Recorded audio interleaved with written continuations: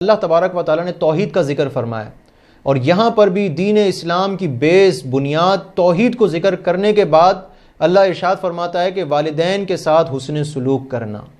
اور اللہ تبارک و تعالیٰ کا اتنا ہی ارشاد فرمانا یہ ہمارے لیے کافی تھا کہ والدین کے ساتھ بدتمیزی نہیں کرنی، ان کے ساتھ اونچی آواز سے بات نہیں کرنی ہے، کسی بھی طریقے سے ان کو ہرٹ نہیں کرنا ہے. لیکن اللہ تبارک و تعالیٰ نے اور مزید آگے ارشاد فرمایا، اگر تمہاری زندگی میں وہ دونوں یا ان میں سے کوئی ایک بڑھاپے کو پہنچ جائے فلا تقل لہما اف ولا تنہرہما، انہیں جھڑکنا بھی نہیں اور اف تک بھی نہیں کہنا. معلوم یہ ہوا کہ یہ انتہائی بنیادی حکم ہے جو اللہ تبارک و تعالیٰ نے یہاں قرآن مجید فرقان حمید میں ذکر فرمایا ہے. اور اس کی اہمیت کا آپ اس حدیث سے اندازہ کریں کہ ایک مرتبہ حضور علیہ السلام ممبر پر چڑھتے ہوئے آمین فرما رہے تھے. صحابہ نے پوچھا یا رسول اللہ صلی اللہ علیہ وسلم یہ آمین کس لیے ہے؟ تو حضور علیہ السلام نے ارشاد فرمایا کہ جبرائیل امین علیہ السلام دعا فرما رہے تھے کہ جو والدین میں سے کسی ایک کو یا دونوں کو پائے اور ان کی خدمت کر کے جنت نہ پا لے تو وہ شخص دوزخ میں جائے، اور اس پر حضور علیہ السلام نے آمین فرمایا. تو آپ اندازہ کریں کہ جہاں جبرائیل امین علیہ السلام دعا کریں اور حضور علیہ السلام آمین فرمائیں تو اس دعا کی مقبولیت کا عالم کیا ہوگا. آج تو چھوٹے موٹے بہانے کر کے کہ یار ٹھیک ہے والدین کے ساتھ نہیں ہوتا، ہم نماز بھی پڑھتے ہیں، ہم روزے بھی رکھتے ہیں، ہم حج بھی کرتے ہیں، ہم چیریٹی بھی بہت زیادہ کرتے ہیں، لیکن والدین کے ساتھ کبھی کبھار تھوڑا ہو جاتا ہے. حضور علیہ السلام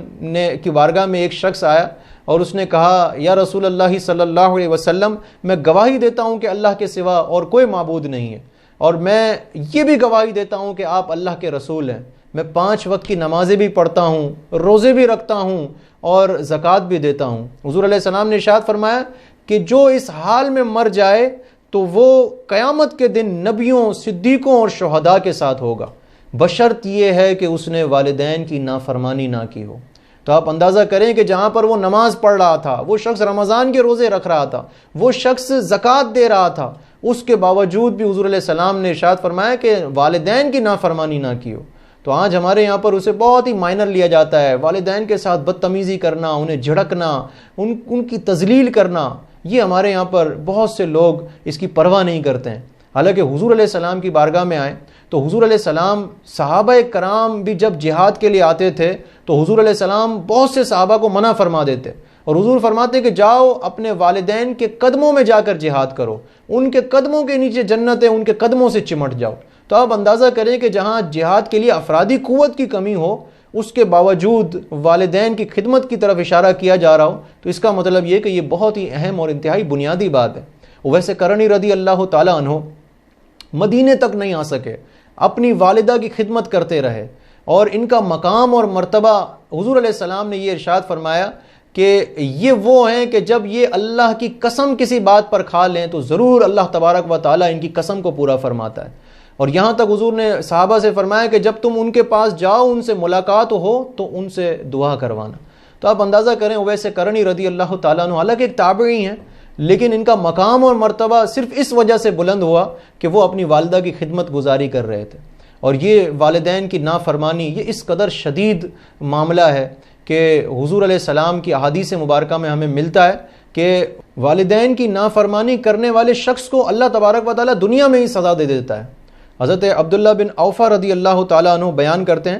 کہ نبی کریم صلی اللہ علیہ وسلم کی بارگاہ میں ایک شخص بھاگتا ہوا آیا اور اس نے حضور سے عرض کی یا رسول اللہ صلی اللہ علیہ وسلم ایک شخص قریب المرگ ہے لیکن اس کی زبان سے کلمہ نہیں ادا ہو رہا ہے. حضور علیہ السلام صحابہ کے ساتھ جب وہاں پہنچتے ہیں اس سے فرماتے ہیں کہ کلمہ پڑھو، تو وہ کہتا ہے کہ میری زبان سے کلمہ نہیں ادا ہو رہا ہے. تو حضور نے جب اس کے بارے میں پوچھا تو بتایا گیا کہ یہ اپنی والدہ کا نافرمان ہے. اس کی والدہ کو بلایا گیا اور اس کی والدہ سے کہا گیا کہ تم یہ چاہتی ہو کہ تمہارے بچے کو آگ میں ڈال دیا جائے؟ اس نے کہا کہ نہیں میں یہ نہیں چاہتی. تو پھر اس سے کہا گیا کہ پھر کہو کہ تم اپنے بچے سے راضی ہو. جب اس نے کہا کہ ہاں میں اپنے بچے سے راضی ہوں، پھر اس کے بعد حضور علیہ السلام نے اس کو کہا کہ اب کلمہ پڑھو، تو اس کی زبان سے کلمہ جاری ہو گیا. یہاں سے آپ اندازہ کریں کہ والدین کی نافرمانی کرنے کا عذاب اللہ تبارک و تعالیٰ کس انداز میں دنیا میں نازل فرماتا ہے کہ آخری وقت ہے، ایمان کا خطرہ لگا ہوا ہے کہ کہیں ایسا نہ ہو کہ